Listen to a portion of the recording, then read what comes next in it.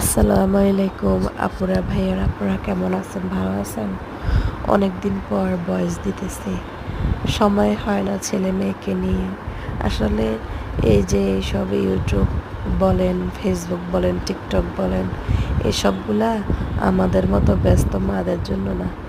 যারা ফ্রি, যাদের কোনো জায়জামিলা নাই, কোনো আইন নাই, কানুন নাই, বাধা নাই, বৃদ্ধি নাই, তারাই পারে সবগুলো করতে। আসলে সবাই কিন্তু নিয়মিত এগুলো চালাতে পারে না পারিবারিক সমস্যার কারণে।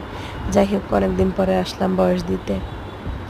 ছাদে উঠলাম, ছাদের ওয়েদারটা অনেক শান্ত নিরিবিলি মনে হয়েছে যে মেঘ, মানে আকাশে তার বুকের মধ্যে অনেক চাপা কষ্ট, সে প্রকাশ করতে পারতেছে না, এমন অবস্থা। সে কীরকম গম্ভীর হয়ে রয়েছে আকাশটা, তাই না? দেখেন কি ঠান্ডা ওয়েদার, মানে অনেক ভালো লাগছে আজকে। গধূলিবেলা উঠলাম ঘুরতে ছাদের উপরে, মুগ্ধ হয়ে গেলাম দেখে।